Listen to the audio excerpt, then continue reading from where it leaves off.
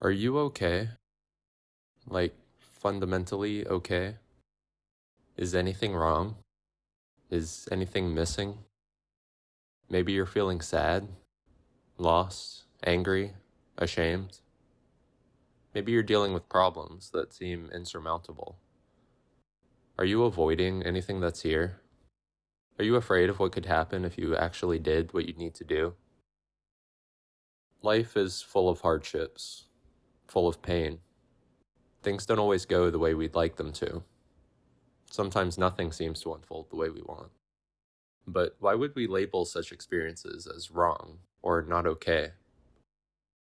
One of my favorite Bible verses, Romans 8:28, says that God works all things together for good with those who love him.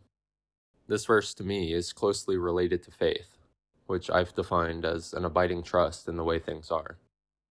When we replace faith with cowardice, defining what is good and bad in accordance with our egoic preferences, we lose our sense of the inherent goodness in our lives. The truth is, everything that's here is here for your benefit. Everything that's here is here to support you. But how could that be?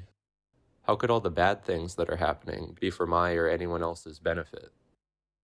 To be honest, I'm not sure how well I can answer that question, but I can make two related points that I believe are helpful in answering it. The first point is, you are not who you think you are. Remember that map we create and tend to live by in order to avoid unpleasant experiences? We tend to get our self-images from that same map. Whoever or whatever you think you are, however, you are always more than that. What you are cannot be captured in a map, a model, or a series of sentences, especially when that map intentionally leaves things out that your ego doesn't like. We've all had experiences where we realize the deficiency of this self-image.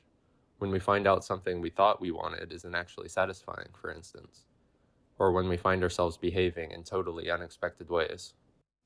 I want to posit that what's good or bad for us is to be found in reality in its totality, not a map that attempts to reshape reality in accordance with our preferences. My second point follows from this. When we learn to accept reality as it is and align ourselves with it, we can start to see its inherent goodness. We can actually see all things working together for good. The reason you don't see this goodness, the reason you feel as though things are not okay, as though you're broken or unsupported, is because you're attempting to live in a representation of reality that is itself broken, cut off from invaluable aspects that your ego wishes to exclude. While reality does include our preferences for things to be a certain way, our preferences don't change what's right in front of us. Not wanting to be sad doesn't change the fact that you're sad. Not wanting to be in pain doesn't change the fact that you're in pain. These things are unavoidable.